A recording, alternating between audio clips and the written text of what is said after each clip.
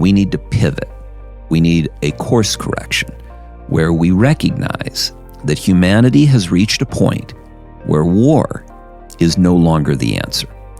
That war is an existential threat to everyone today and tomorrow especially.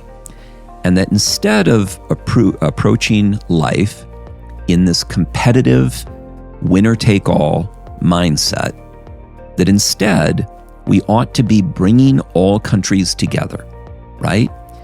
In a more functional UN-type arrangement where we are working towards global solutions that involve everyone and that leverage cooperation and collaboration with the best minds in China, the best minds in the United States, the best minds in Russia, and we create abundance.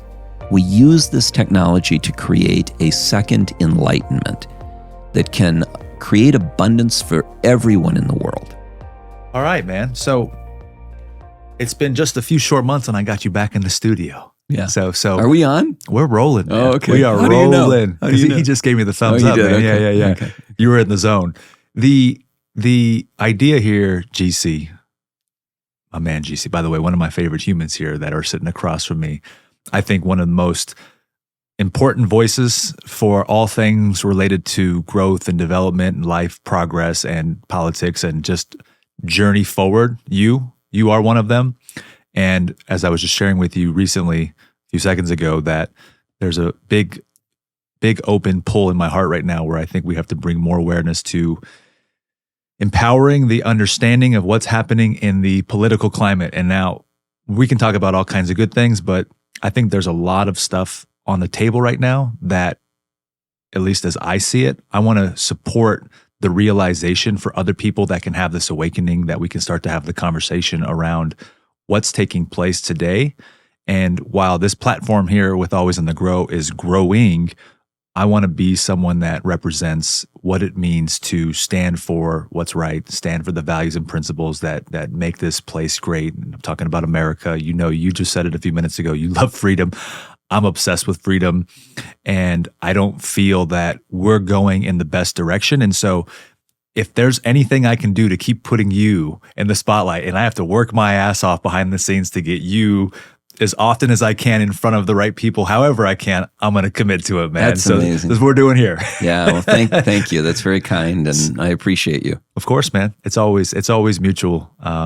So let's jump into it. We're almost at the end of February. We're in an election year, and I feel every twist and turn that I look now, there's some new news that's going on. What are we really facing right now? And I say that because I'll use that as sort of the jump point for us to start talking about what you've seen here so far to start the year. I know that you have I don't think you can ever be fully without some subjective idea, because that's kind of how the mind works. But I do believe that you're taking an objective approach to this overall, because you see it through a different lens. And that's what I value about you. And so I'm going to take more of the student's approach and be asking the questions, because I'm also curious, but I'm also going to pull things that I've looked up or I've heard, and I'm like, hey, why is this happening? What's the reason for this? What do you think about that type of thing? But for now, what do you see unfolding in terms of the political climate now as we see it in the first couple months here? Wow. So first of all, thank you. Thank you for having me. And thank you for giving me this opportunity to speak to your audience and to create more awareness. Aristotle once said that the man who thinks he knows everything knows nothing at all. And I want to begin by saying that I don't have all the answers by any stretch of the imagination. In fact, I'm scheduled to do a podcast tomorrow with a guy from Occupy Democrats, okay? And I was thinking of a question that I was going to ask him. And the question was, how stupid are you? Right? How stupid are you? And now he may get offended by that question, right? But ask me that question, Manny. Ask me. How stupid are you? Incredibly stupid. Incredibly stupid, and really proud to be able to say that. Okay? That's my answer. Yeah. Do you think he'll have the same answer? No way. Yeah. No way. Yeah. I doubt it, but that is my genuine answer. I am incredibly stupid. Okay.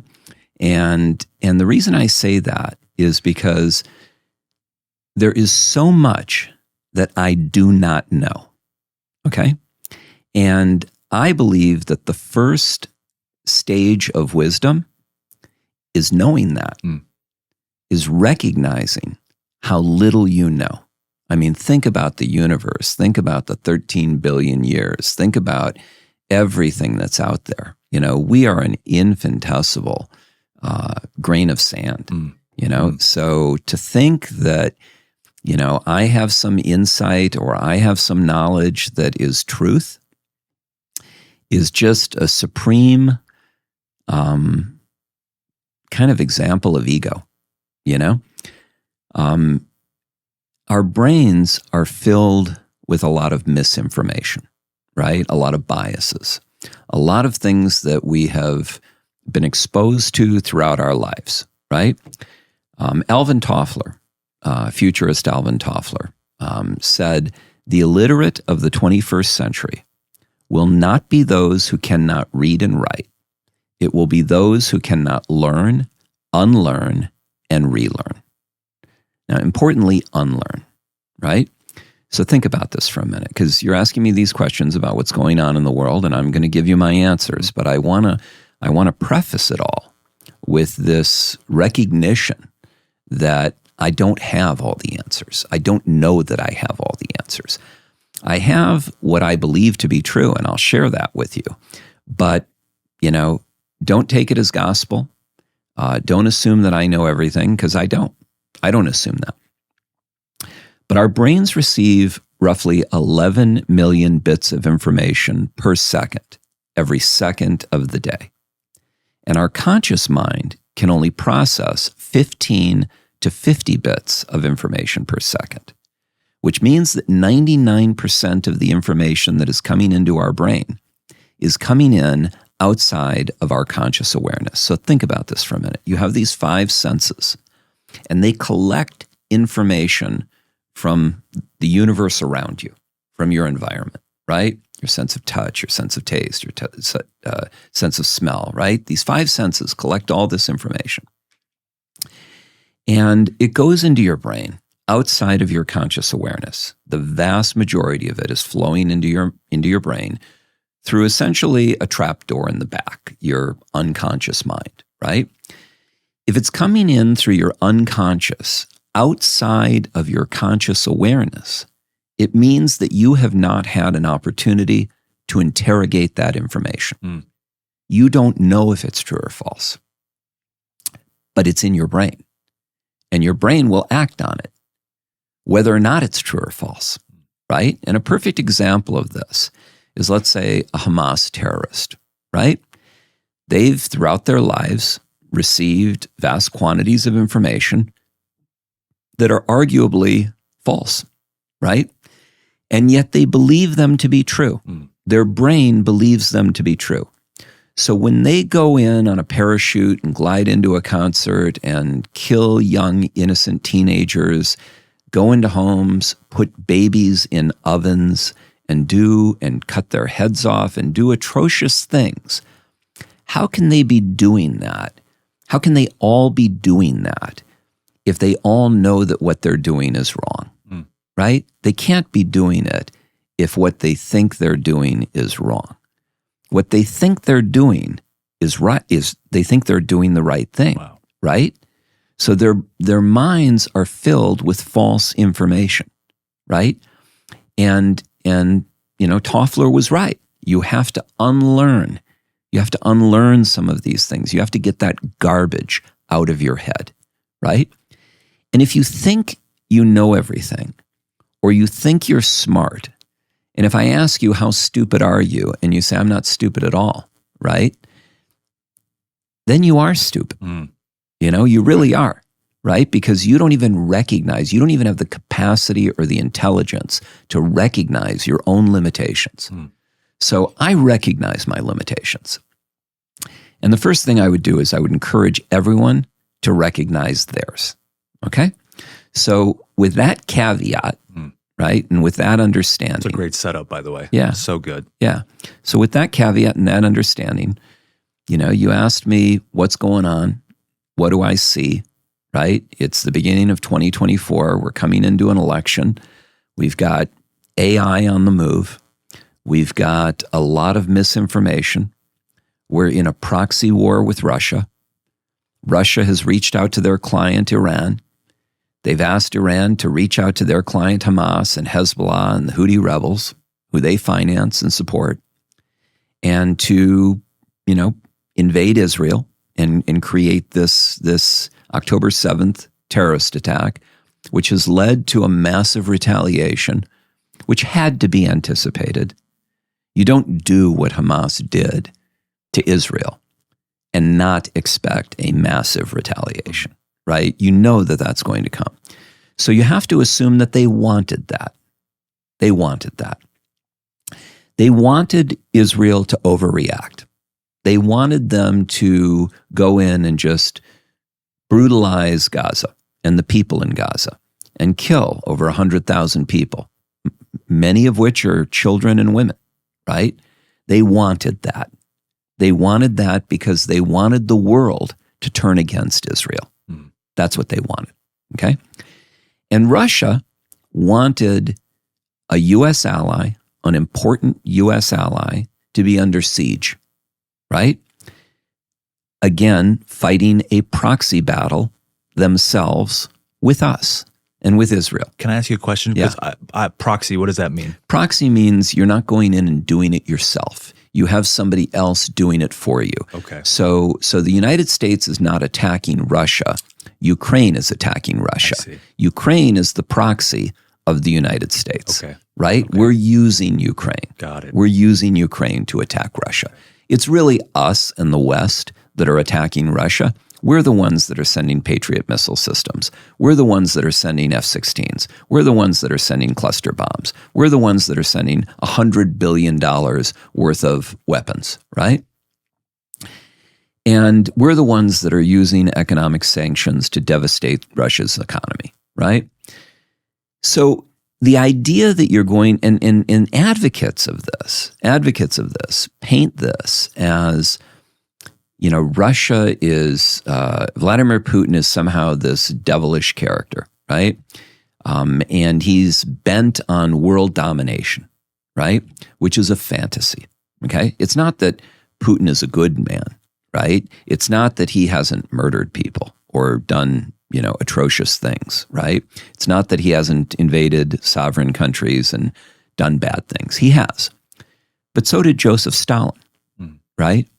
And yet, Joseph Stalin arguably killed 20 million people, right? Much more than Vladimir Putin has ever come close to doing anything like that, right?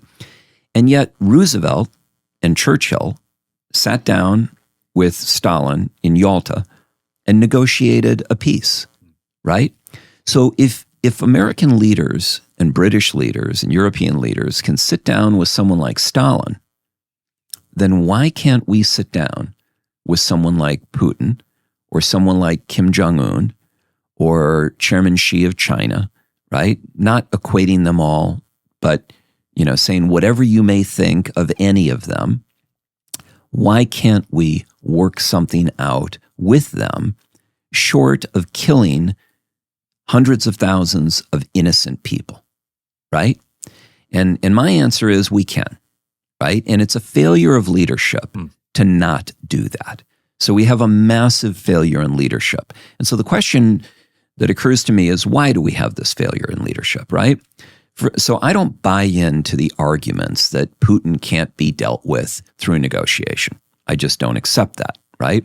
I've been a negotiator my entire life, right? I earned my living as a negotiator, right? So I believe you can negotiate with anyone, right? Kim Jong-un, Vladimir Putin, Chairman Xi, Hezbollah, anyone, right? So number one, it's a failure in leadership. But is it just a negligent failure in leadership? Is it ineptitude? Or is it intentional, right? Is there something more to this? Well, there's a Latin phrase, cui bono, which is who benefits, right? So whenever you see something like this, one of the first things that you want to do is ask yourself, well, who benefits from the way things are, right? Look at the way things are. They don't make sense. They're not right. Who's benefiting? 8 million people coming over the border, right? Who's benefiting, right? Israel being attacked, $100 billion being sent to Ukraine. Who's benefiting, right? So ask that question, right? So think about it for a minute.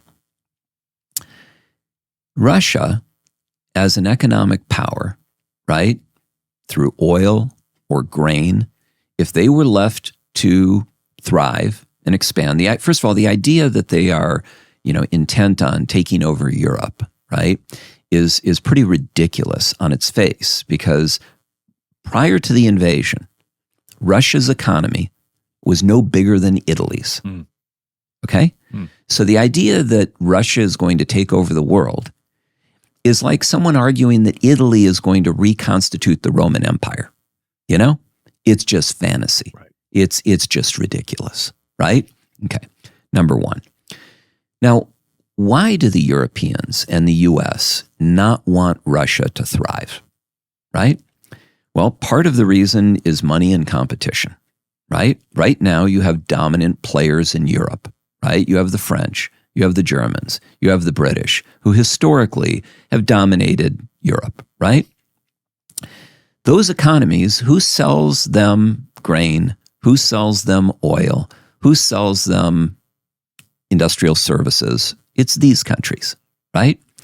If Russia becomes more formidable, if through everyone's buying Russian grain in Europe, everyone's buying Russian oil in Europe, that strengthens Russia's economy and weakens other European economies, right?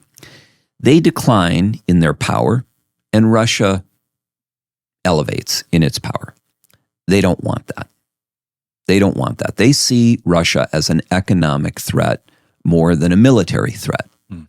But you can't bomb someone and devastate someone because they're an economic threat. So you have to paint them as a military threat. So that's one issue. That's one issue. That's one motivation that may exist. I don't know for a fact that it exists, but it makes common sense to me that this is a motivation that probably exists, okay? With regard to China, stick with Russia for a minute. Another motivation that exists is we have sent $100 billion worth of weaponry to Ukraine. A lot of this is old weaponry, artillery shells, right, that may not be particularly relevant in future wars. Future wars will be fought with drones. Future wars will be fought with laptop computers, right? So you've got all these artillery shells, right? They're easy for us to give away, right? And so we're sending out that. And when you do that, when you unload we've depleted most of our artillery shells at this point. When you've depleted all your weaponry in one area, then that causes a need for increased military budgets to rebuild and to re-prepare the United States for self-defense or for war. So the military-industrial complex that both Kennedy and Eisenhower warned us about, right? The ties between military industry and the U.S. military and government, right? That's the military-industrial complex, that unholy alliance between these groups. They benefit. They benefit immensely, right? You look at, Nikki Haley calling for war, right? We should devastate them. We should blow them off the map, right? She sat on the board of, I believe, Raytheon, right? Major U.S. defense contractor, right? And if it wasn't Raytheon, it was another, whether it's Boeing or General Dynamics. I may have that wrong, but I believe it was Raytheon. I believe in one of the debates, Vivek Ramaswamy said it was Raytheon. Where are her motivations, right? Who's funding her campaign? Who's she getting paid by, right? Why is she advocating for war, right? Especially today, right? These are not approaches that are appropriate in 2024. These are approaches that were appropriate in 1944, right?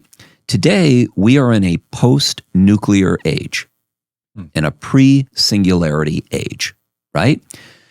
Russia has more nuclear weapons than the United States, 6,000 nuclear warheads, right? It's like playing with matches in a tinderbox flooded with kerosene, you know? It makes no sense. And then you've got singularity on the horizon, right? Where AI could turn off our electrical grid, right? Could shut down our stock markets, could create massive devastation and turmoil, right? And you're getting into proxy battles still, 50 years after World War II, you're 60 years, you're still getting into battles, right? At what point do we as a species recognize that war and conflict is not the answer going forward? That there is much more to be gained through collaboration and cooperation among countries, right? Regardless of what you think of the country, regardless of their ideological approach to things, you know, Russia may not embrace some of our American values. They certainly don't embrace this new woke culture, right? Is that a reason to try to destroy their economy, to bomb them out of existence, to take, you know, Ukraine and turn it into a forest of devastation, right? A mud-soaked, blood-soaked battlefield where hundreds of thousands of young Ukrainians are being dragged out of their homes against their will to fight, young men that don't want to fight, that don't want to go to war. Is that a justification because Russia does not embrace our woke culture, right, that this administration has been advancing? I don't think so. Why can't we live and let live, right? Is China's, approach towards its government and its lifestyle and its people that we may disagree with, is that a reason to turn on a 50-plus year relationship with China? That Bill Clinton, said was the path forward, that if you're doing business with other countries, then you're much less likely to go to war with them, right? What happened to that? Why isn't that true today? It was true when he said it. Why isn't it true today, right? Well, part of the reason is that we are in a race towards the singularity, an AI race. And China and the United States right now are in the lead, right? And we're racing towards this singularity.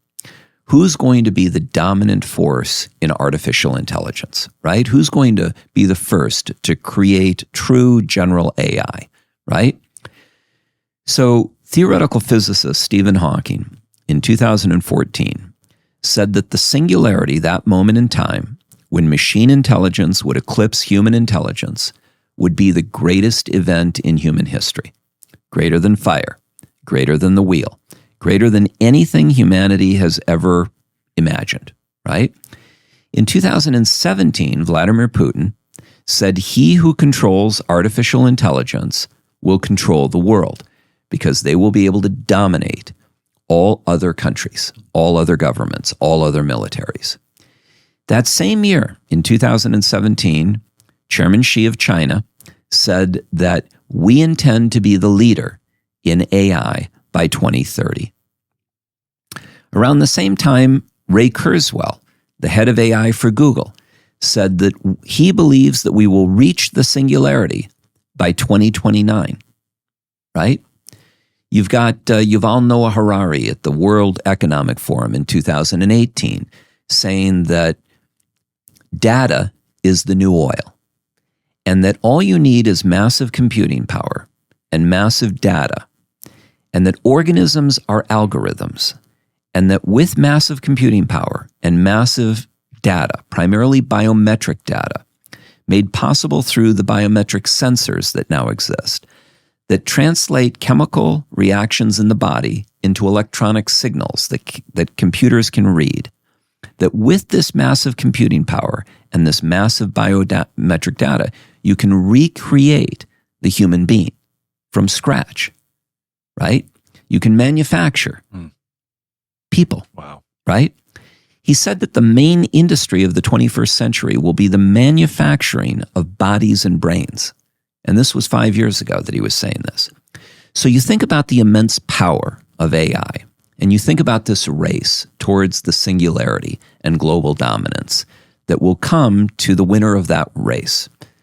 And you think about that the United States and China are now in that race, and they're moving headstrong, side by side, towards the singularity. And it's supposed to come as early as 2029. That's 5 years away, right? So if you're in that life and death race with another country, if two nuclear superpowers are in a life and death race towards global dominance, that's going to be a disruptive time period. The next 5 years are going to be, I believe, highly disruptive, okay? I don't believe that race is going to be a fair race or a rules-based race. I believe it's going to be pretty much every man for himself type race. Now, again, I may be wrong, right? These are just some of my conclusions that I'm drawing from what I'm seeing, okay? And I believe that in order to avoid that, we need to pivot. We need a course correction where we recognize that humanity has reached a point where war is no longer the answer. That war is an existential threat to everyone today and tomorrow especially. And that instead of approaching life in this competitive winner-take-all mindset, that instead we ought to be bringing all countries together, right? In a more functional UN-type arrangement where we are working towards global solutions that involve everyone and that leverage cooperation and collaboration with the best minds in China, the best minds in the United States, the best minds in Russia, and we create abundance. We use this technology to create a second enlightenment that can create abundance for everyone in the world, right? For all the people in China, all the people in the United States, all the people in Russia, all the people around the world, where we can clothe and feed and house our massive 7.5 billion population, right? I believe that's possible through the use of AI and advanced technology, if and only if we don't kill each other first, right? So this is what I'm talking about. This is what I believe. And again, I'm not a savant. I'm not Nostradamus. I'm not, the guy who has all the answers necessarily. I have my opinions. I have my beliefs. And that's what I'm sharing with you. And, some people will agree with them and other people won't, right? And what I've learned is that it's not what I believe or what you believe that is necessarily truth, okay? I think that truth, I look at my opinions as one little piece of a jigsaw puzzle, a larger jigsaw puzzle, right? And I believe that if we take my little piece and we line it up with your piece and the other 7.5 billion pieces, that we would create a mosaic that would give us a better picture of the truth, right? It's all of those views, all of those opinions, right? How many people agree with me, right? Well, that's how many pieces would be part of that mosaic, right? So part of what we need to do is we need to get out awareness like what you're doing today, right? You need to interview people like me and others, right, who have their pieces of the jigsaw puzzle.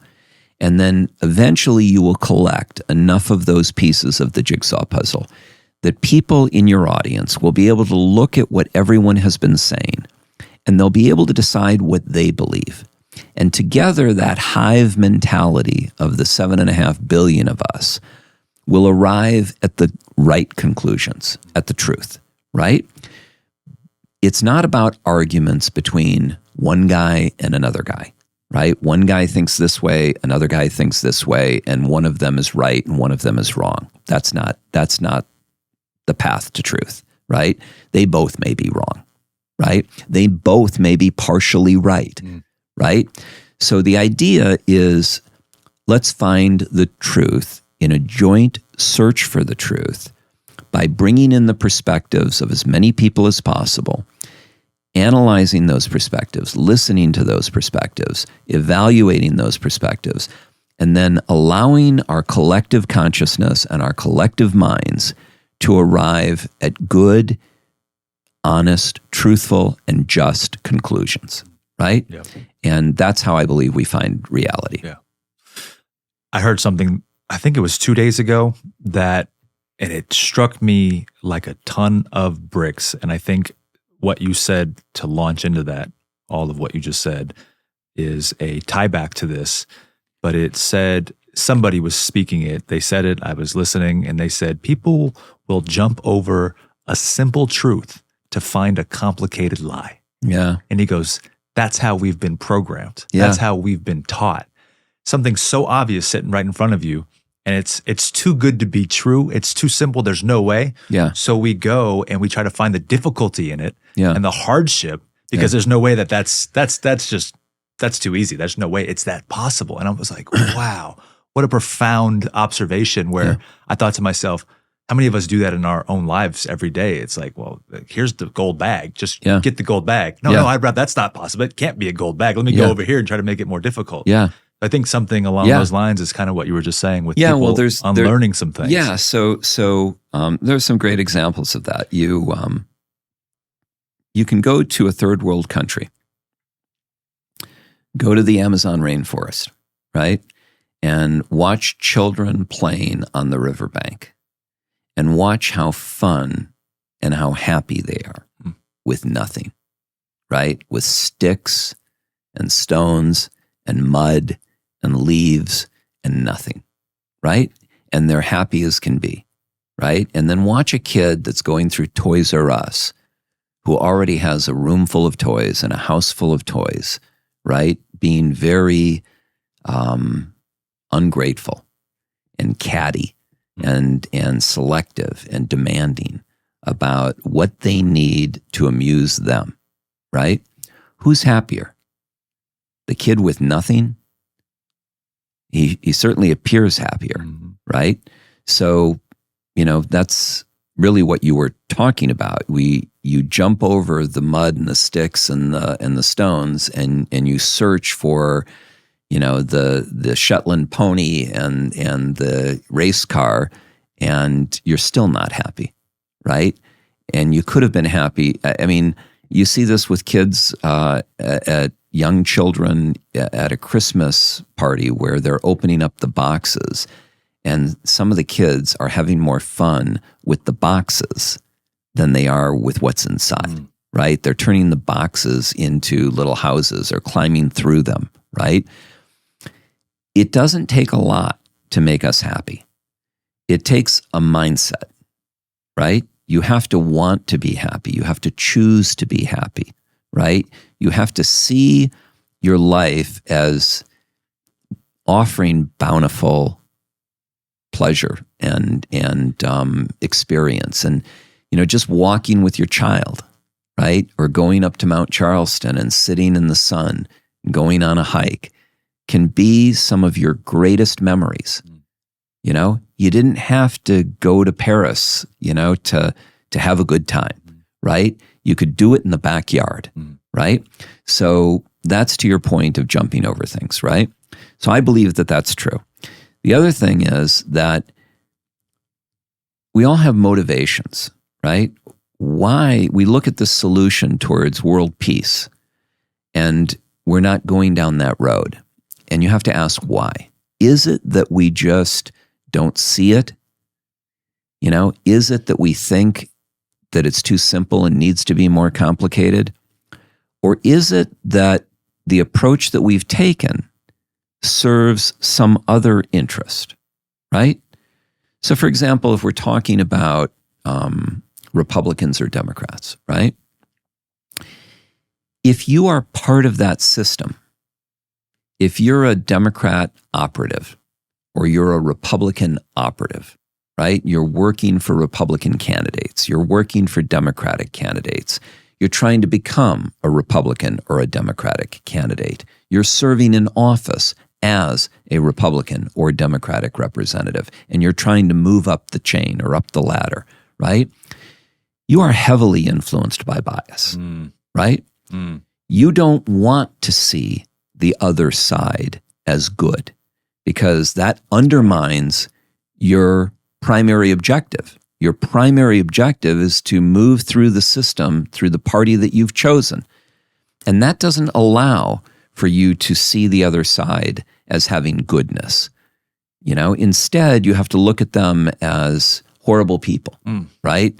They're communists, they're liberals, they're libtards, they're MAGAs, they're deplorables, right? It's all a bunch of name calling, right? Because you're trying to justify where you are, right? You're on this side of the ledger as opposed to this side of the ledger. You're trying to rationalize and justify where you are and the views that you hold. Your ego, wants to believe that you're right, that you've made the right decision, that, your highly biased partisan position is justified because the other people are evil. The other people aren't evil.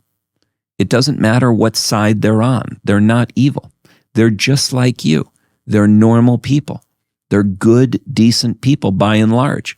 There's a small number of people who are, perhaps mentally off, and or are very unhappy or are damaged. And, even they may be good people, but they're just, laboring under a very serious impairment or disadvantage, right? I don't think that we gain anything by villainizing anyone, right? I think that the approach needs to be, let's find what's good in everyone, and let's try to bring out the best of everyone, right? And that, to me, leads to a safer, happier, more prosperous society for all of us, right? This whole, I'm not my brother's keeper, I'm going to get what's mine, I'm going to worry about myself, I'm going to worry only about my family. This is an intense selfishness. It really is. It's nothing more than selfishness, right? That's not the answer. The answer, honestly, is as simple as it seems. The answer is love. Yeah. The answer is loving your fellow human being. The answer is people helping people. Your government is not going to save you. I don't care who they are. Your government is not going to save you.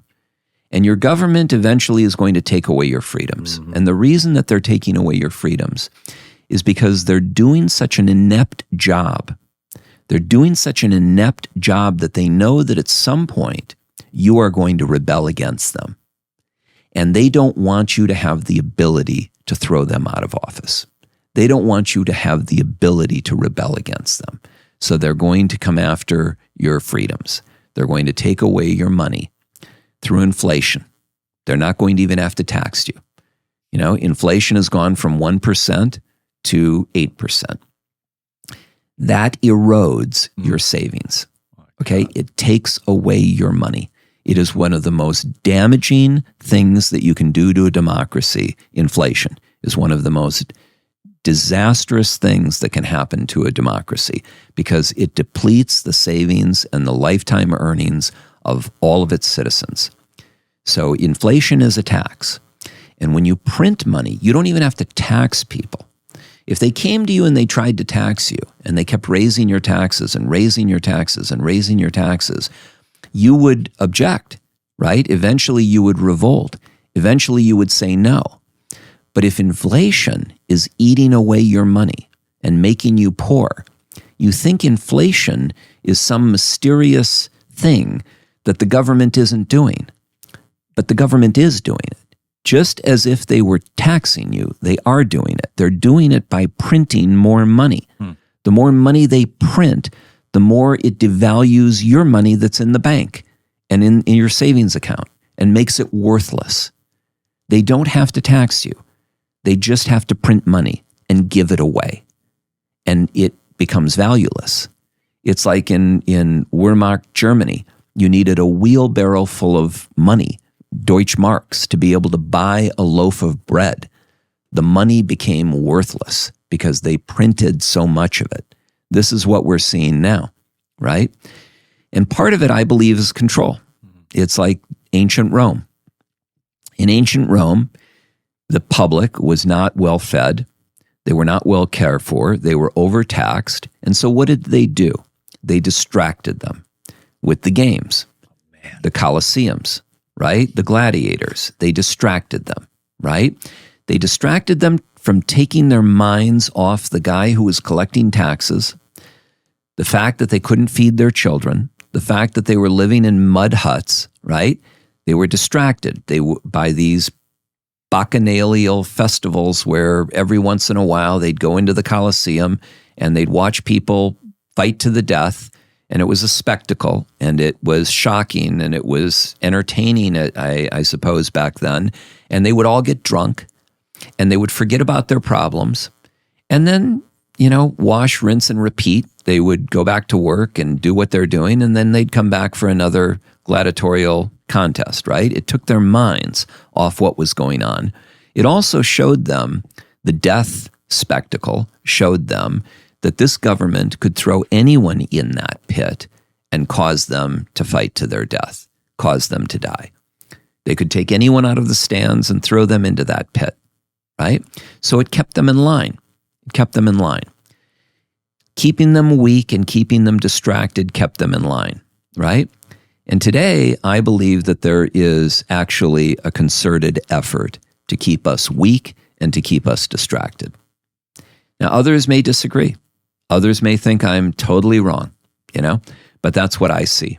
And maybe I am wrong. I'm open to that possibility. I'd love someone who's super bright to sit down and tell me why I'm wrong. And let's have that argument. Let's have that debate, because I don't think I'm wrong. Can you give some examples? Because I don't disagree with you. Again, I'm taking more of a I'll give you a great example. Researched, or I don't come to these lengthy, high level conclusions like you've done your whole life. I'm more seeing it and paying attention to it, and like you said earlier, unlearning who I used to be to become more familiar and aware with what's really taking place. Yeah, and saying, "Hey, listen, if I can change, you can." Reminds me of Rocky, right at the end of Rocky 4. He's like, "If I can change, we can do," type of thing. But I'll give you some examples. Okay, so first of all, let's talk about Greece. Okay, I'm Greek. I happen to be Greek, of Greek heritage, right? And I've watched what happened in Greece. Greece had a socialist government, right? And they wanted to be a great enlightened society, right? So they wanted to take care of the poor. They wanted to, have free schools, free medical care, free everything, as much free as you could provide for your culture, right? Which is a noble thing, a good thing, right? But who pays for it, right? Where does the money come from, right? How do you do this, right? So the Greeks thought, well, we do it through taxation. We go to those who have, we take from them, and we give to those who have not, right? Which is essentially communism or socialism. That was the Greek model. And let's look at what happened, right? What happened, right? So in Greece, you could have a postal worker who could retire at 55 years old on 95% of their income. So at 55 years old, you stop working, you collect 95% of your income from the government, and you don't have to work anymore, right? Great if you can get it, great situation if you can get it. But who's paying for it? Well, so the wealthy Greeks were paying for it. The shipping magnates, for example, right? So they would overtax them. So what did they do? If you're a Greek shipping magnate and you're a billionaire and you've got all this money and the government is coming for your money, what do? Well, the first thing they did was they started not paying their taxes. They started cheating on their taxes. They started lying about their taxes. They started hiding assets. Then they took their ships and they said, well, we're not going to have these ships titled in Greece as Greek vessels. We're going to title them in the Bahamas or in another country that you cannot tax them, right? So we're going to take that income off the Greek tax base. When the Greek tax base shrunk or virtually disappeared, what did the Greek government do? They borrowed the money. They went to the Germans and they went to the Chinese and they went to the Saudis and they borrowed the money. Now, the Germans and the Chinese and the Saudis aren't stupid. So they said, well, how are you going to repay these loans? And the Greeks said, well, we'll repay them through taxes. And the other governments who were the lenders said, that's ridiculous. You have no taxes. Look at the last 3 years of your tax base. You have no income. No one's paying taxes in Greece anymore. That's not a reliable source of repayment. We're not going to loan you the money based on your representation that you're going to be able to tax your way to repayment. We need collateral. What collateral do you have? And the Greeks said, well, we have, shoreline property. We have islands. We have the airport. We have the railroads. We have the ports, right? And they said, okay, we'll secure these loans with title to the ports, title to the airports, title to the railroads, title to the islands. Today, these assets are not owned by the Greek people or by the Greek government. They are owned by the lenders who came in and acquired those assets by bidding their debt and acquiring them for pennies on the dollar. It was a setup for failure. The government allowed this to happen because they had created this expectation among their public that they were going to get this money. They were going to be taken care of. And when you create that sense of entitlement and then you take it away, people revolt. And the government was afraid of being overthrown by a revolt from the people, from taking away what they had grown to become entitled to, what they had grown to expect. So they couldn't do that. So they set up this borrowing scheme, and it essentially bankrupted Greece, right? And Greece is no longer owned by the Greeks. Now, at Columbia University in the United States in New York, back during the Watts riots in the 60s, there was a husband and wife team called Cloward-Piven, okay? And you can look up on Google the Cloward-Piven Doctrine. And what they came up with was this notion that there ought to be a universal basic income. Everyone ought to be given a certain amount of money every month with no work requirement whatsoever. No requirement whatsoever. You're just given the money. And it was very important to them that there was no work requirement. Okay? Now that's a kind of startling idea, right? And the American public, they knew, would never go for that. They would never agree to that. Why should this person get all this money guaranteed from me, from my taxes, with no work requirement?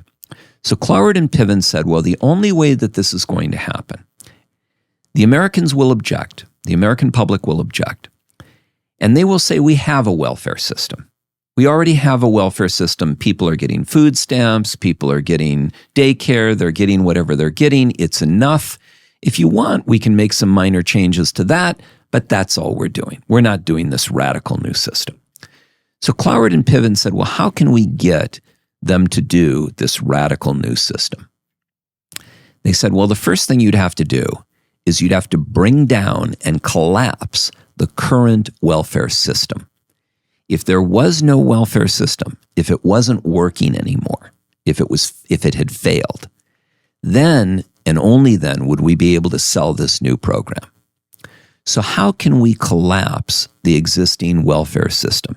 And this is all well documented. You can go on Google, you can research the Cloward-Piven Doctrine at Columbia University, and you will read article upon article about exactly what I'm saying. Okay, this isn't me making something up. This is real. Okay, and they said the way that you do it is you overwhelm the system. You overwhelm the system, and if you overwhelm the system, and all of a sudden the current recipients are no longer getting what they had been getting, they will revolt, and it will bring down a collapse of the system, right? So what are we seeing today? We're seeing 8 million people come across our border that will overwhelm the system. They will overwhelm the welfare system. They will overcrowd our hospitals. They will overcrowd our schools. They're being put up in hotels in New York. Houses. They're going into people's houses. Yeah. While homeless veterans are living and dying on the streets, we're not taking care of them. Nobody's putting them in homes or in hotel rooms. But 8 million people coming across the border. And how did this all happen? You know, the Biden administration will tell you that it happened because of unseen forces, right? Global warming has been used as an excuse for the migration, the mass migration. People are migrating because of global warming. Dictatorships around the world that are creating inhospitable environments in third world countries or unlivable environments. Gangs in these countries are driving these people through the jungles, 60-mile, 80-mile, 100-mile treks through the jungles to come to the United States, right? Like it's all spontaneous. It's all organic. It all just happens, right? You don't have caravans of tens of thousands of people a day coming in if it's not organized, okay? It's organized, right? It's heavily organized, okay? And this administration has opened up the door by basically announcing to the world, come here. I've eliminated all the regulations that the Trump administration had imposed. They're giving them dates for their asylum hearing that are 10 years out, right? You come in here, you claim asylum. We give you a hearing date 10 years out, which means that you're free to live and work in the United States and use the hospitals and use the schools and live in, the hotels that we provide you, whatever. You're free to do that for 10 years because there's going to be no adjudication of whether or not you actually are entitled to asylum. It has got to be intentional. Okay, there's no way that this is not intentional, right? And when you match that up to the Cloward-Piven strategy, it seems like it's intentional to overwhelm the welfare system, right? I was reading today that in California, they're passing a law in Santa Monica, I believe, that if you are a landlord, not only can you not raise your rents over a certain cost, CPI, cost of living index, or consumer price index, cost of living index, not only can you not raise your prices beyond that of your rent, but if you do, and it pushes a tenant out because they can't afford the new rent, that you will be subject to the relocation costs of that tenant.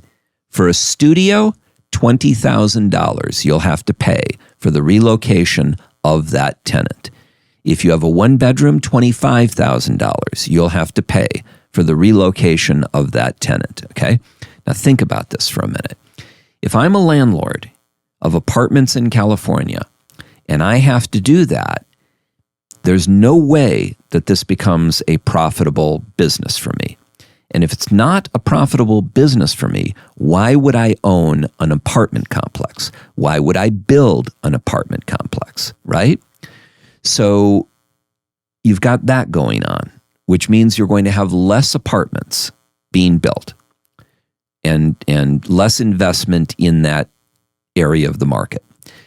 You've also got BlackRock and Vanguard and State Street that are going in and buying tens of thousands of homes. Tens of thousands of homes. And so the prices of homes are going up because they're going to monopolize and control the market on homes.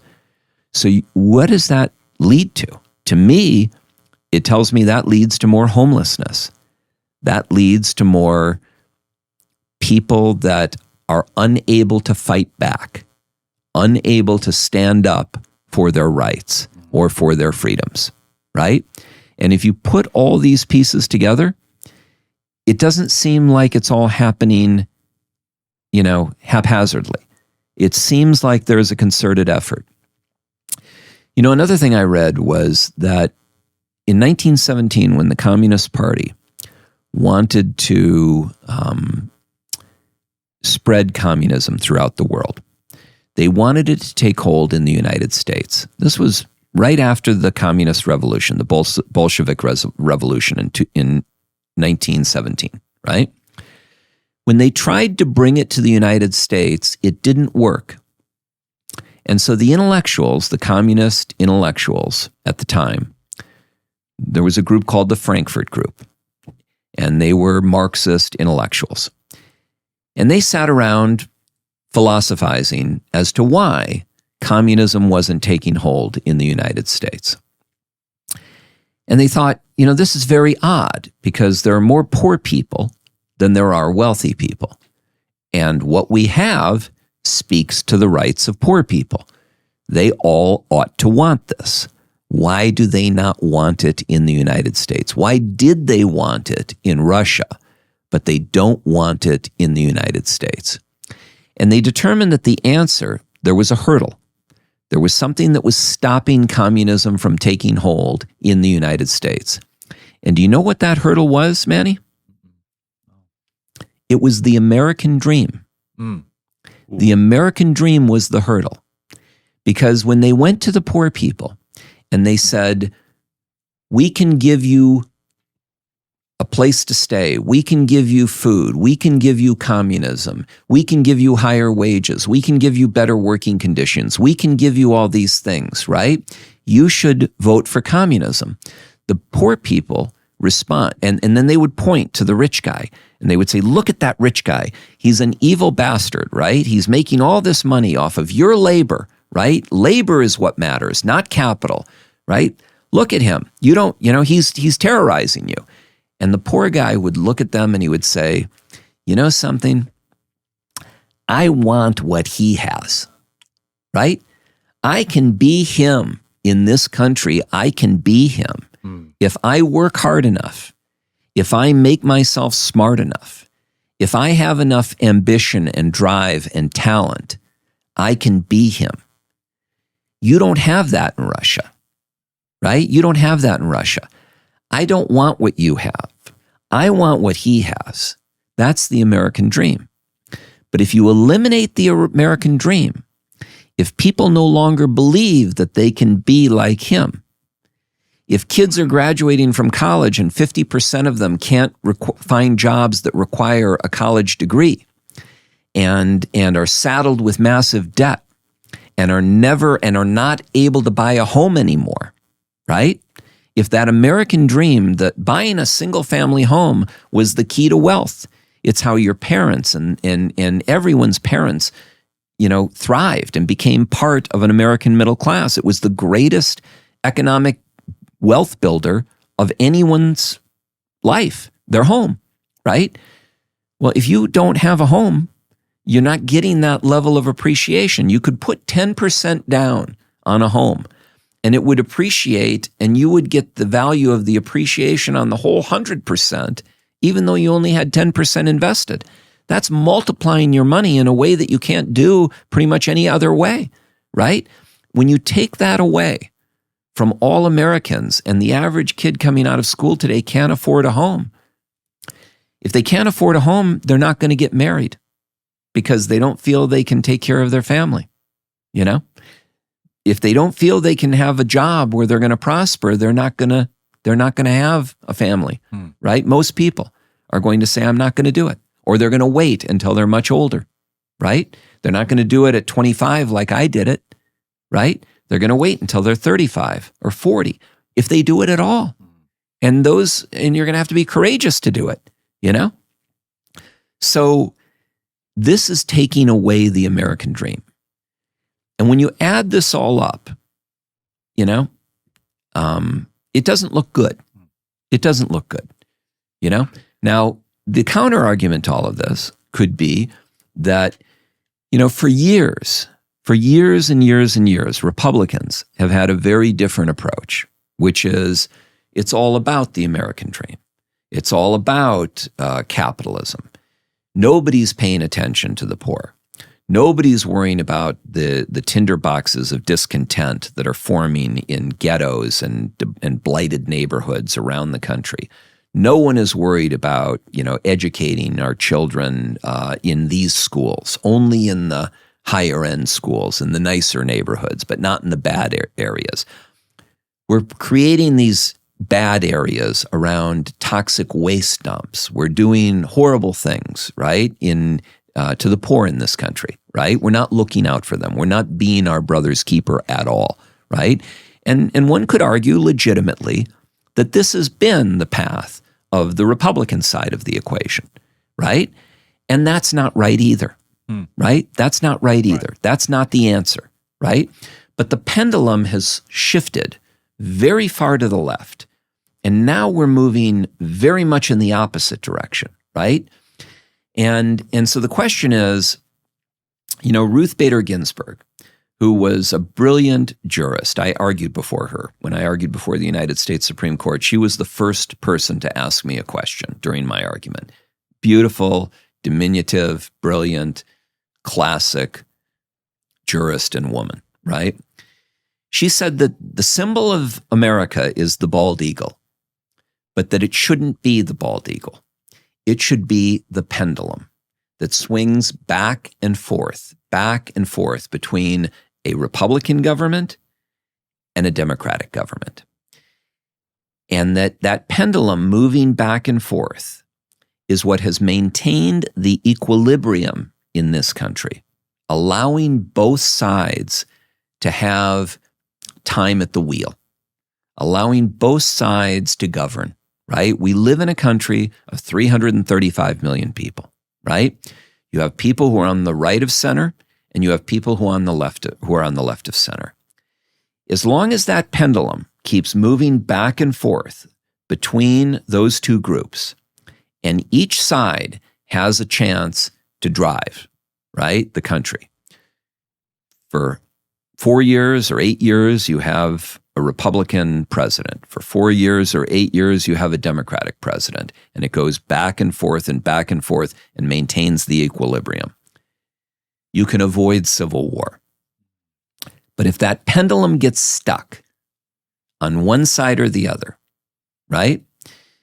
So, you know, we've had 8 years of Obama. That's fascinating, yeah. You know, we've had 8 years of Obama, interrupted by 4 years of Trump, and now 4 years of Biden. So the last 12 of the last 16 years have been Democrats, right?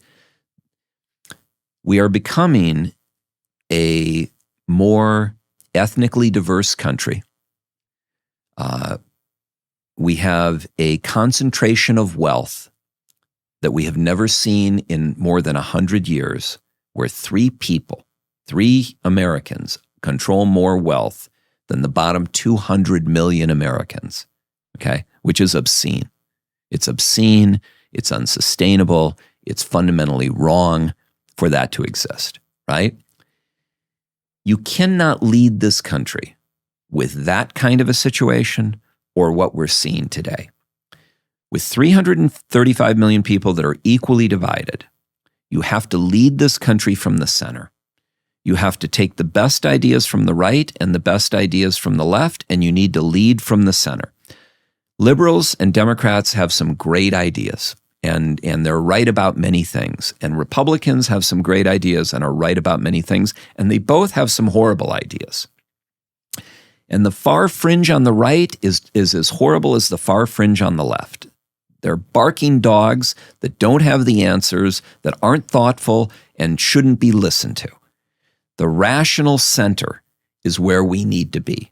And either we get there through a consistent approach towards the center, or we get there through a pendulum that swings back and forth. One way or the other, we have to come to the center. We have to create equilibrium.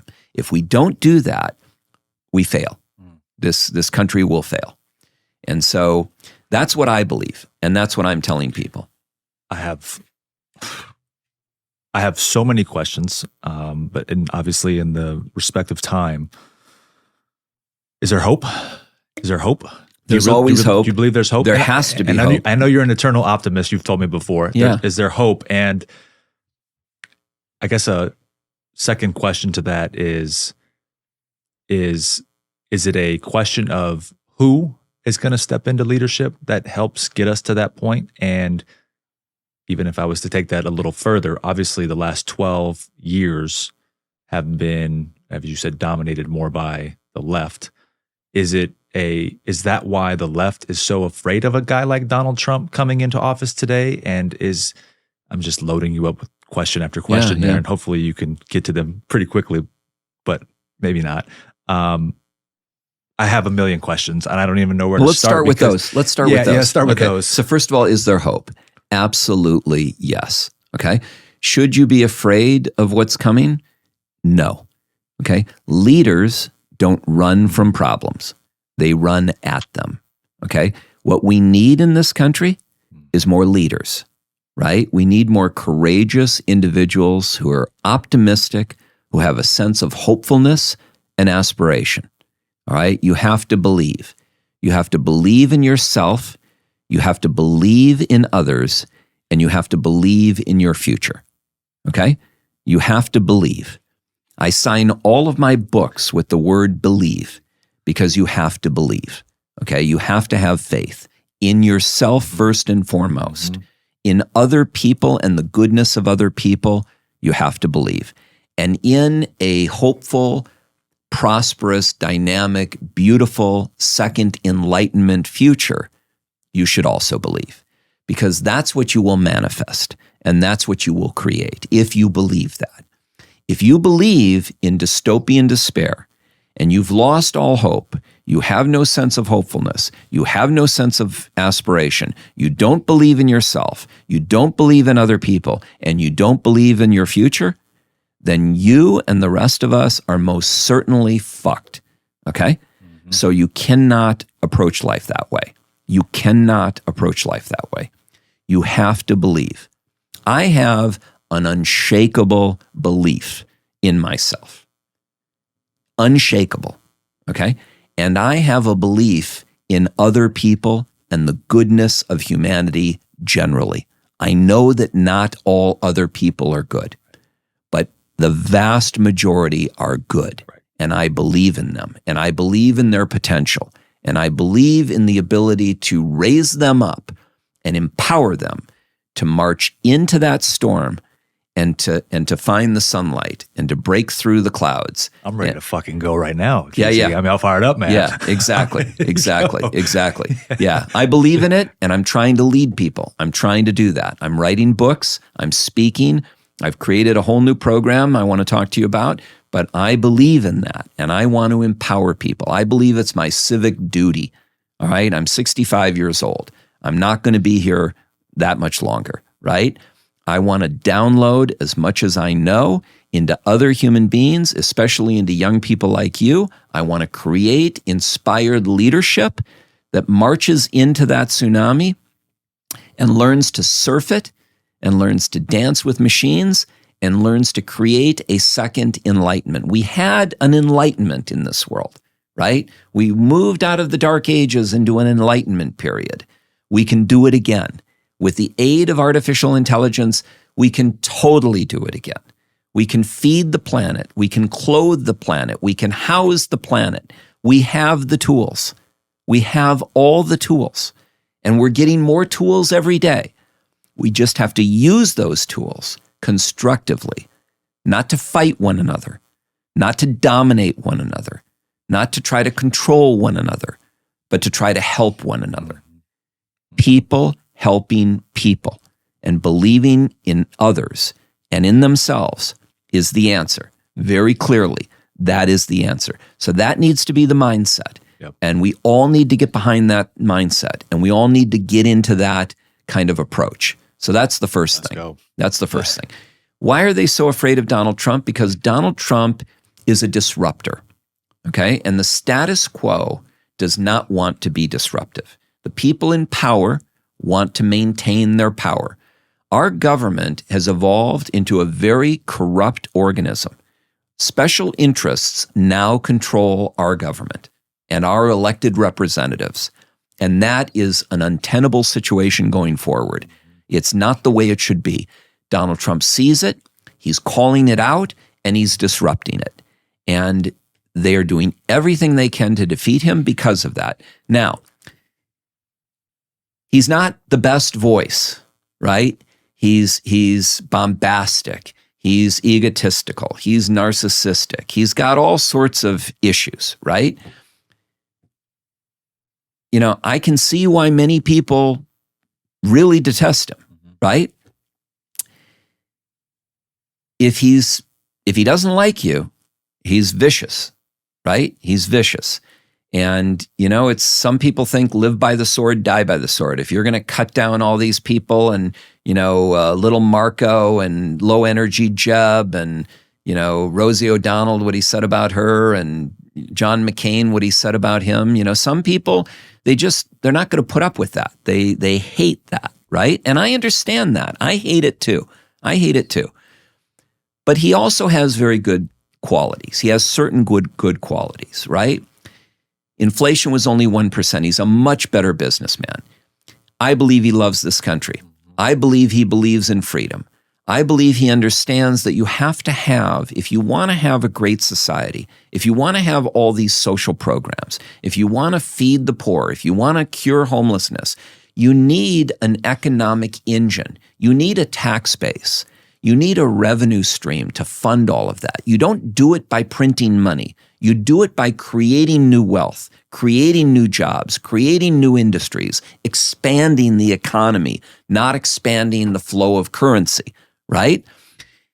Trump understands that, and he has the correct approach towards it, okay? And he can do it. And the guys that are there now are not doing it. They're doing the opposite. When they talk about the jobs that they've created, first of all, they tanked the economy. They tanked it from 1% inflation to 8%. And then when jobs started coming back, they started bragging about the job growth, right? They destroyed the economy and then take credit for bringing it back not even to where it was, not even close to where it was. So, you know, it's ridiculous. But what they're not wrong about, is that we have ignored the disadvantaged and the poor for far too long. We can't afford to do that anymore, right? Because it's like if you were playing at a casino at a crap table, and you're on a roll, Manny. You're making money. You're rolling the dice. You're stacking up the chips. Everything's going great for you. You want that game to play on forever, right?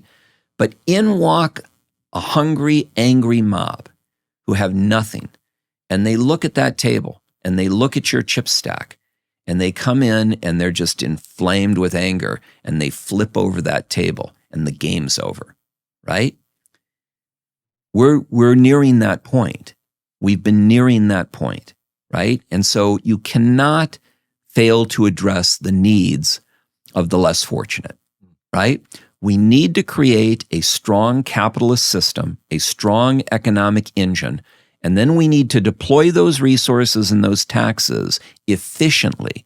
We need to use technological advancements and opportunities to create greater efficiencies and abundance. We don't need 1.5 million math teachers, okay? We can use, there's a thing called Khan Academy where they'll teach you every math course that any university teaches, and it's, one guy teaching on video. Bill Gates has his kids use it to learn, right? We can use video technology just like we have today. We can bring in brilliant people and they can teach children math, right? Younger children, you may need the nurturing and the human interaction of a teacher, right? But if somebody's taking advanced algebra, that can be done on video, right? That you don't need a guy standing in front of a classroom teaching that. Get the best guy in the world to teach it, put it on video, put them in VR or AR environments and teach them what they need to know using technology, right? Efficiencies. Leverage technology to create increased efficiencies. Right now, we have elections that people are worried about.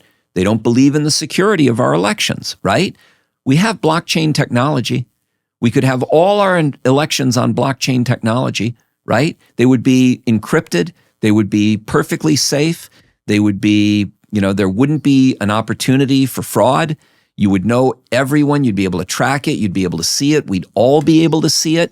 Instead of having, the state government of Georgia looking at, the integrity of their Secretary of State's management of their elections, put it all on blockchain. Let's have the whole world look at it, right?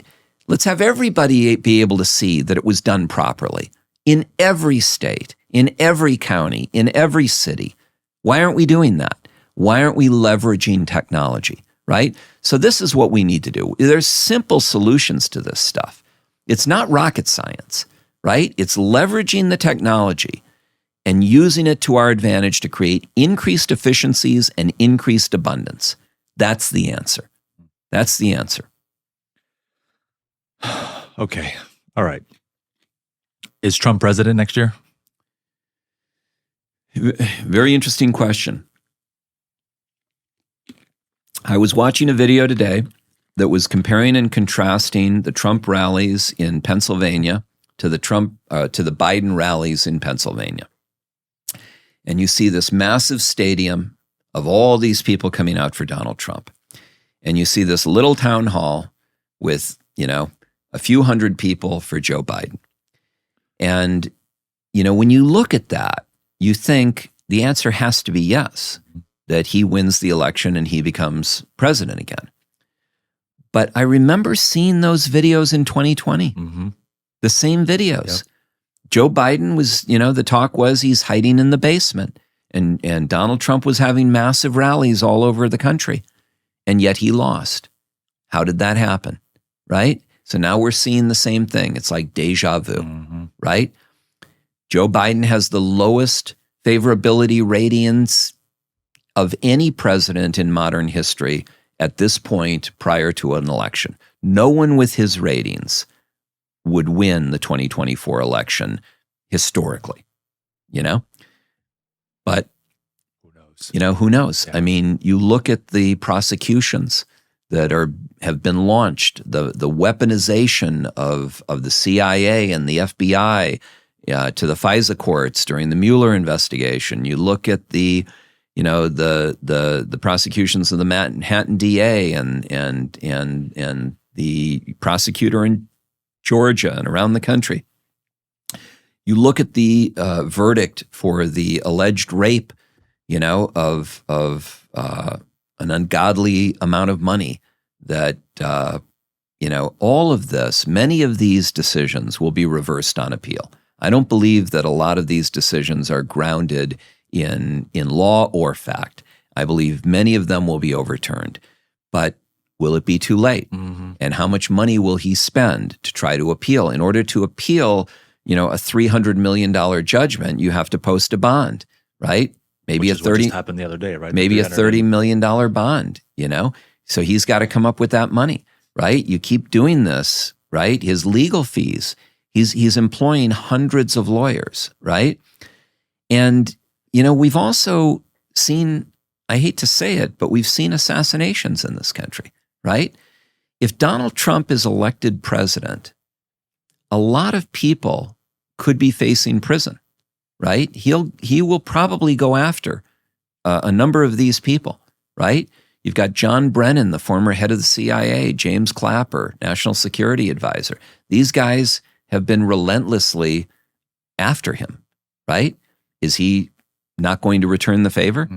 And, Who do they know and who are they connected with and what can they make happen, So is Donald Trump going to be president in 2024? I don't know. I wish that it was someone better. I wish that it were neither of the above, right? But if those are my only two choices, then I will most certainly be voting for Trump over Joe Biden. No question, right? I would never be voting for Joe Biden. I believe he's mentally deficient. I believe he's cognitively impaired.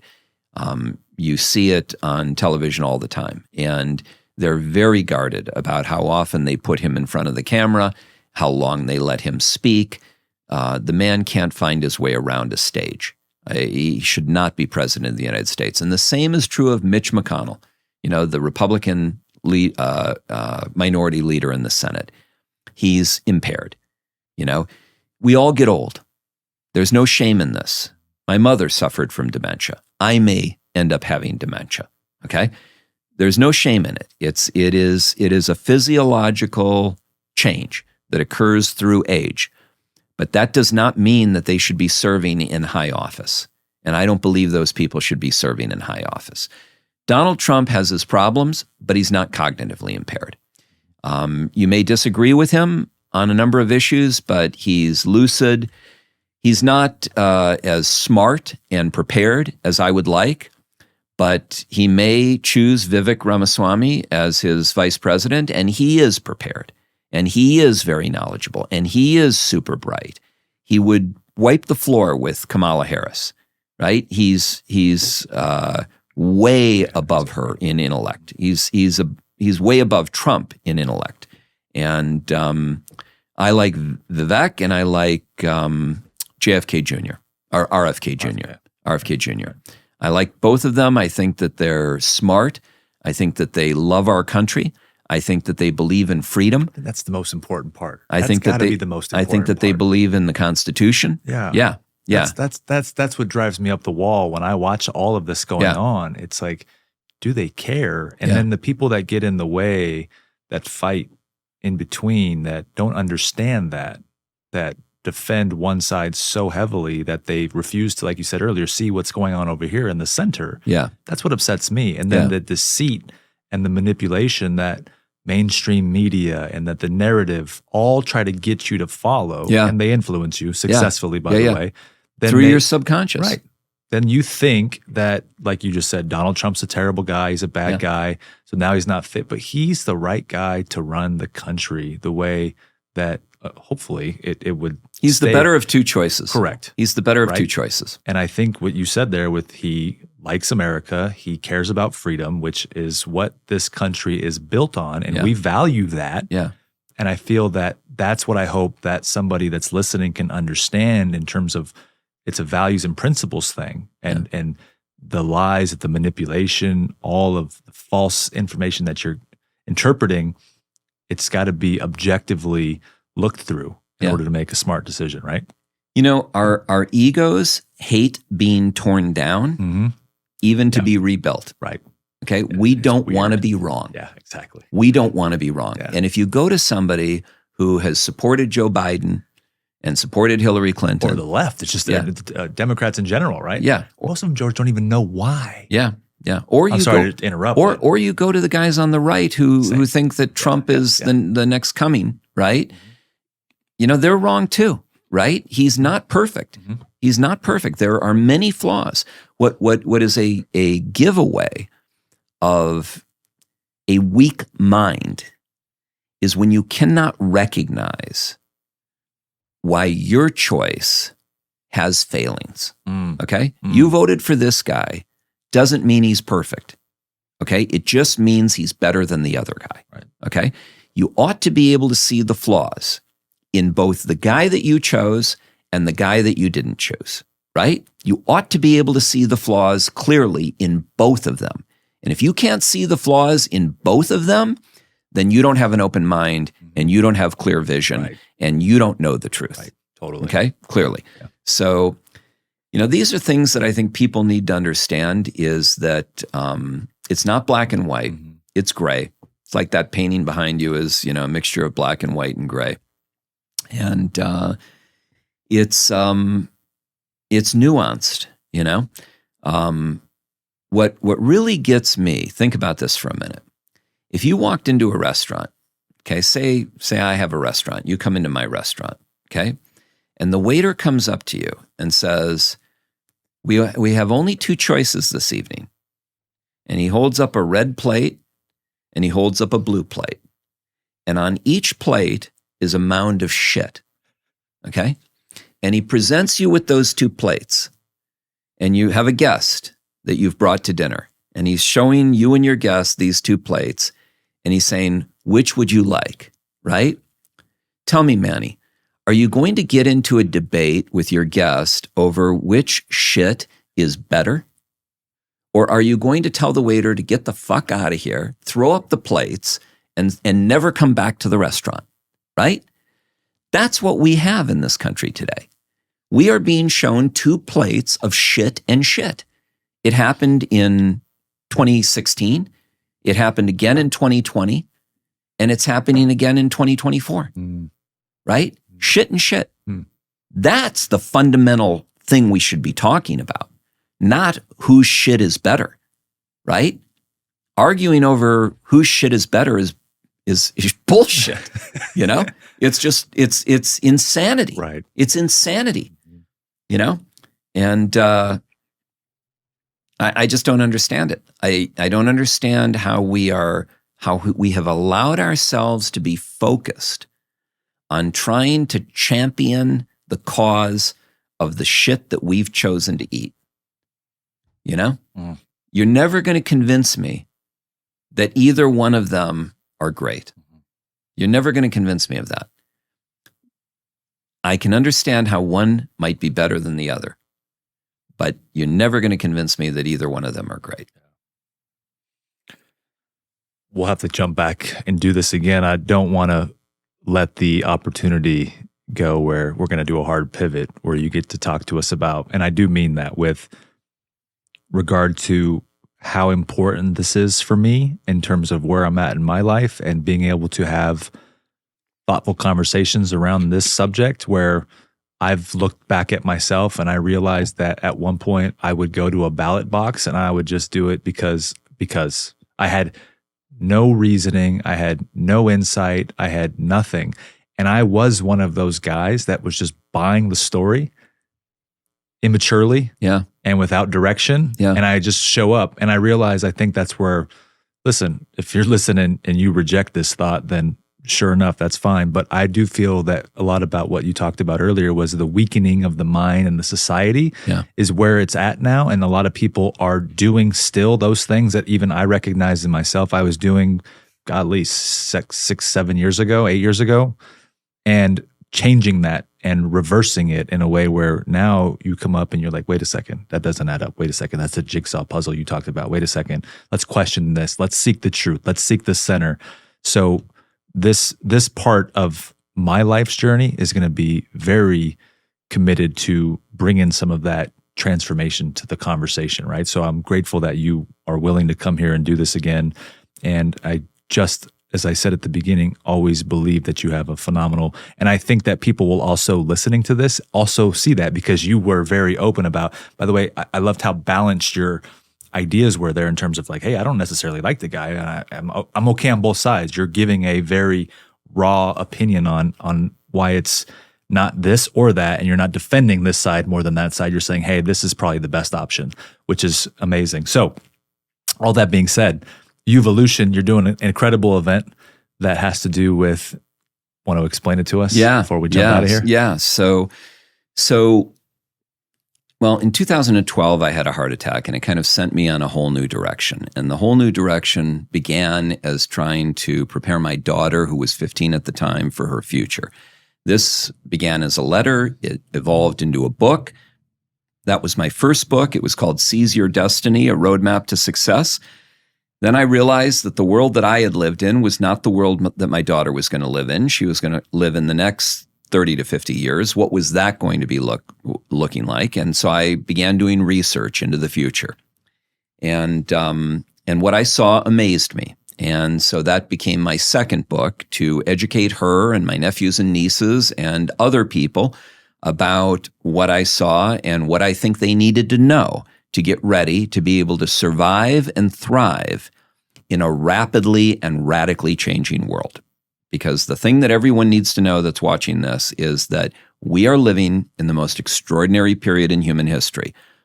The level of change that you will experience over the next 5 years will be unlike anything that you have ever experienced in your life, unlike anything the world has ever experienced. Okay?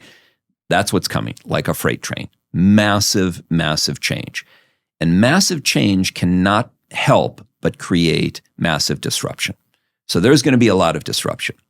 All right. Now, you need to be able to survive and thrive in that environment, and you can do it. And I am hopeful, and I do believe in our ability to surf that technological tsunami, to dance with machines, and to create a second enlightenment. But it doesn't happen by itself. It doesn't happen by everyone sitting on their ass and thinking that it's all going to happen on its own. It happens by people getting motivated, by people understanding, creating awareness about what's coming, people getting off their ass, and people trying to improve themselves, trying to establish a community of support that they can lean on, that they can work with, that they can have these discussions, that they can learn what they need to learn, and learn the tools that they need to learn to be able to survive and thrive, right? How do you use AI? How do you become a prompt engineer? How do you know the right questions to ask the AI, right? That's a prompt engineer. How do you become an AI whisperer? That's the guy who creates the questions that are asked of AI. And these are, can be, you don't just say, create a video of ABC. You create a video in, 1080 times 1080 with photorealistic imagery. The more specific you are in your questions or your descriptions or your prompts, the better product you're going to get. So how do you learn how to frame those questions, how to frame those prompts? It's not hard. It's very easy. You can learn it in about 3 hours, okay? So, but you have to try. You have to learn it. You have to practice. You have to do it. You have to embrace the technology. You can increase your productivity 10 times, 100 times, maybe 1,000 times by using AI, right? But you have to start to learn about it. You have to start to read books on it. You have to start to read books on prompt engineering and becoming an AI whisperer, right? We're going to be teaching some of these things at Uvolution. So let me tell you about Uvolution. So I wrote these 2 books. The first, Seize Your Destiny, A Roadmap to Success. The second, Millennial Samurai, A Mindset for the 21st Century. Millennial Samurai you can download for free at millennialsamurai.com. All 444 pages of it for free, okay? It's a very, very worthwhile book. It can help you. You can learn a lot, and it will change your mindset. It will make you excited about the future. It will make you more hopeful and aspirational. And it will give you some of the tools and the insights and the principles that you need to embrace to become stronger and more formidable and more anti-fragile, right? And a better leader, right? For yourself, for your family, for your friends, for humanity. So download millennialsamurai.com, read it, learn it, and then check out uvolution.io. So it's like the word evolution with a U instead of an E, uvolution.io, okay? Letter U. The letter U. Letter U, the not letter, spelled out. Yeah, not Correct. Y-O-U. Got it. So the letter U, U-V-O-L-U-T-I-O-N, Uvolution, okay, .io. Go to the website. Learn about the community that we're building. It is a community that is being built to support you, to support everyone that's out there, to create. We learn, we teach, we thrive in communities. This is why religions have evolved, right? Because people find support in a religious community. This is not a religious community. This is an empowerment community, okay? Focused on empowering people with one simple mission: people helping people, okay? You're not going to go there and get sold a bunch of shit. Okay. We don't have people on stage selling you courses and trying to upsell you and digging you into a deep financial hole. There's none of that. Zero. None. Okay. It's all about empowering you. It's bringing in people like me who want to give back, who want to empower your generation and younger generations, millennials, Gen X, and Gen Z. Baby boomers coming in and empowering millennials, Gen X, and Gen Z, right? But not just any baby boomers. Baby boomers who have climbed the mountain, okay, in whatever they've done, whatever they've chosen to do. Might be an astronaut, might be an Olympic athlete, might be a lawyer who's argued before the United States Supreme Court. It's going to be quality people, right? AI specialists, AI scientists, professors on Russia and Ukraine, like John Mearsham, right? Good people, right? Knowledgeable people. This is who we want to bring in, okay? So, number one, you'll learn in this community.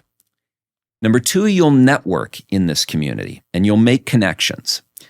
Number three, you'll learn how to build teams and how to find members of your teams and how to lead those teams, right? So the great work of today and tomorrow is not done by individuals, it's done in teams. At Uvolution, you'll find those teams.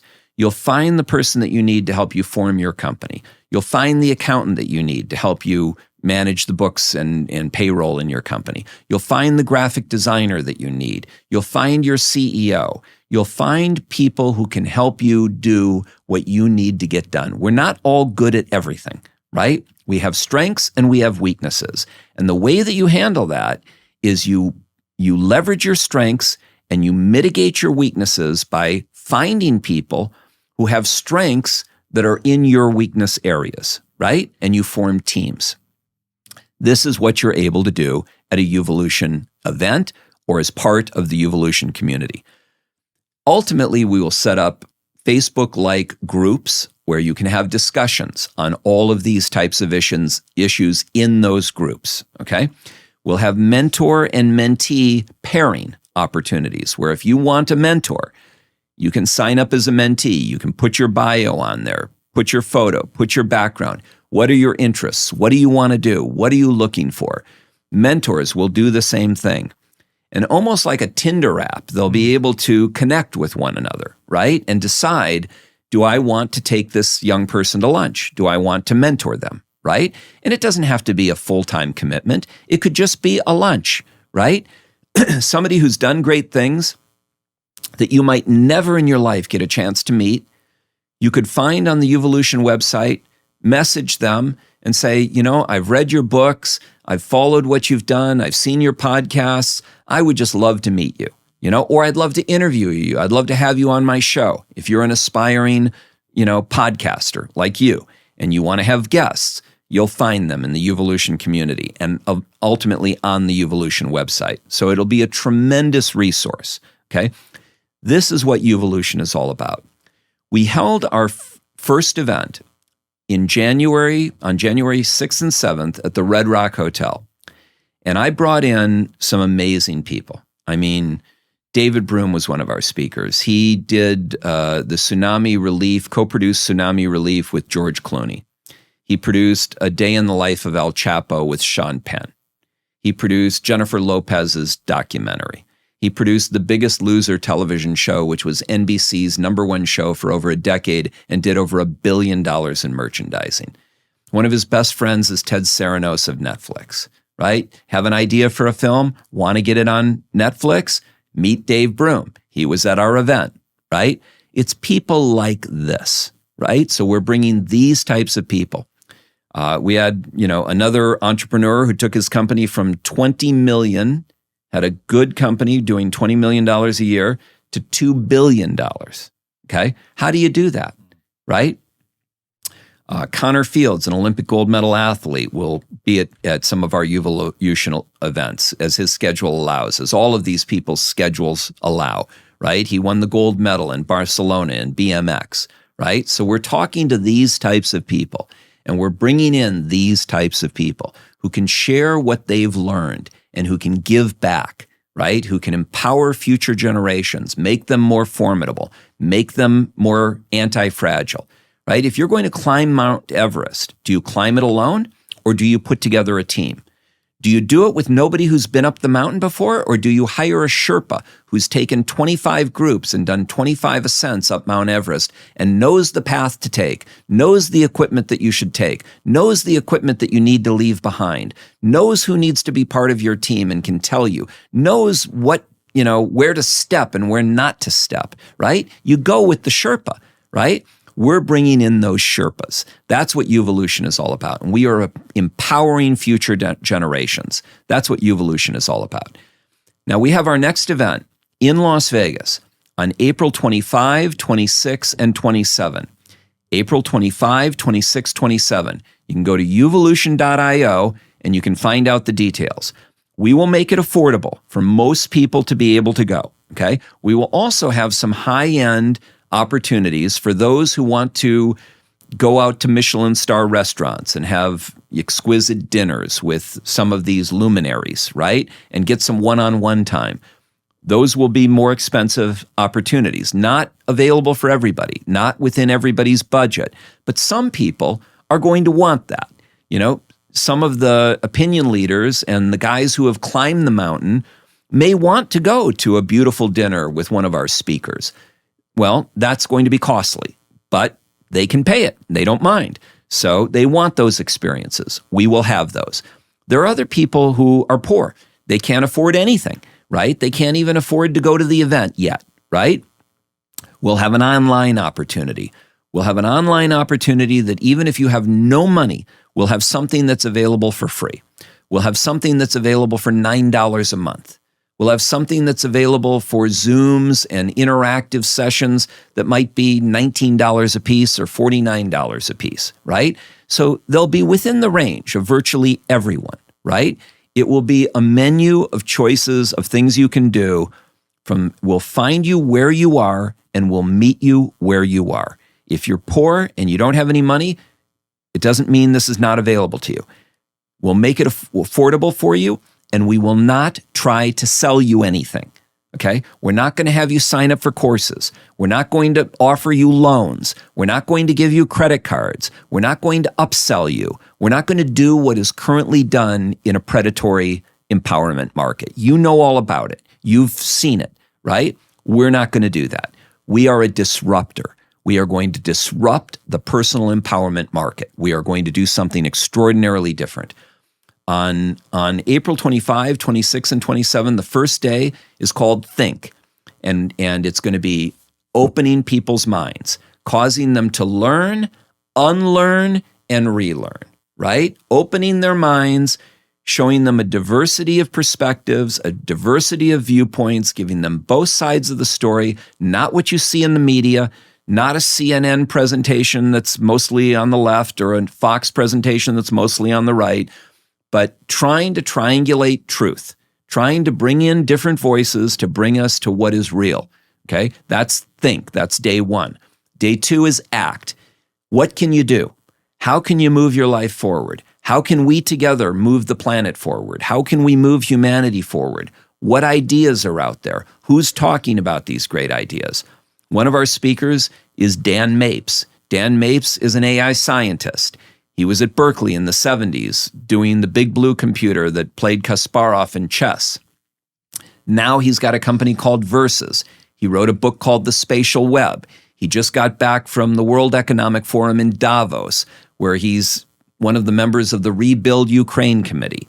He's an amazing human being who's written an amazing book, The Spatial Web, which I highly recommend you read.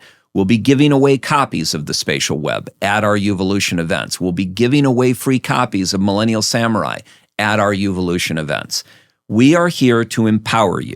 We are here to make you stronger, to make you more resilient, to make you a leader so that you can charge into that tsunami of technological change and lead humanity forward. Because as it comes, people my age are going to be phasing out. It's people your age that are going to be at the tip of the spear. It's our duty, it's our civic duty to empower you. That's what we're doing at Evolution.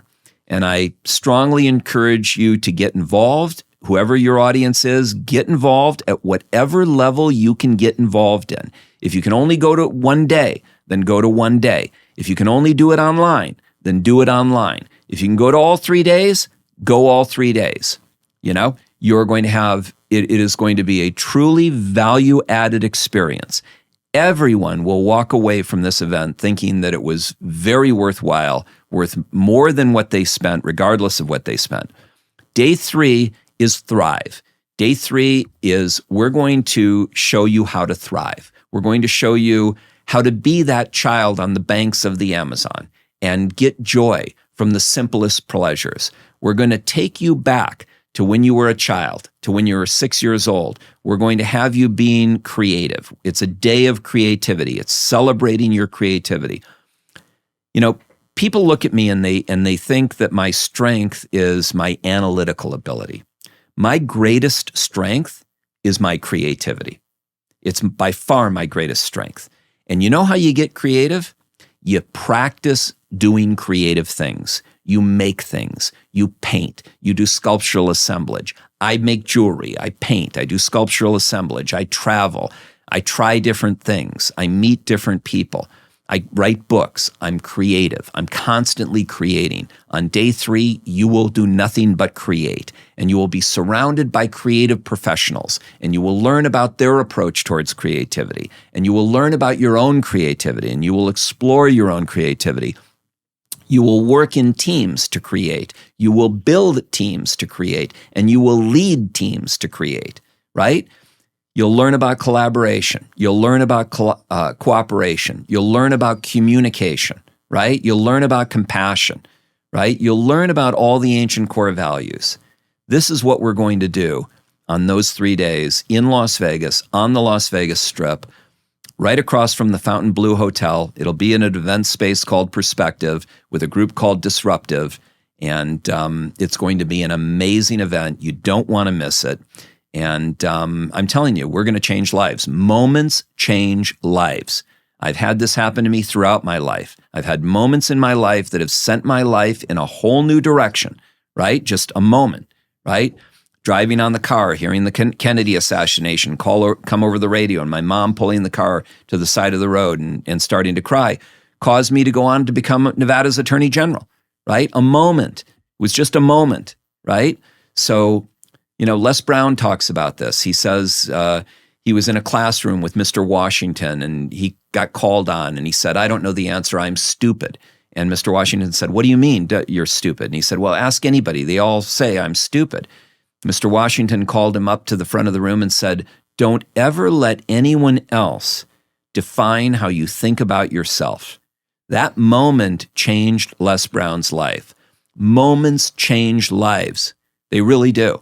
And you're going to have 3 days filled with those types of life-changing moments, and you're going to meet incredible people. Yeah. So I cannot urge you strongly enough to attend this event, but go to uvolution.io, check it out, sign up, and attend. And that's what I would leave you with. I mean, I can speak for myself as much as you've helped me in my journey and how integral you've been in that process. So for anybody that's sitting there thinking to themselves, will this be worth it? I couldn't even put a dollar amount on how you've helped me, for the last, I can't even, what's the number now? 5 years, maybe 4, 5, 6 years now. You're speechless, right? Because the value of what you're saying and doing it in an event in 3 days is a lot. And it's a short time frame, but what you've done for me, I'm sure you're pulling all that same stuff that you've been teaching me and helping me with and showing me the way with, the same that you're going to do it for all these people. I can speak for my experience. It's been to the moon, man. So I salute you, brother. Hey, I got to jump to the wife and the kid. Thank you for being here, brother. Absolutely. We've got more to do. We've got more to inspire. Yeah, We've got more to get people to evolution. We've got so much more work to do, man. Our job is not done. Not even close. Not even close. I love you, man. Thank you. Love you too. You got it, brother. Thank you.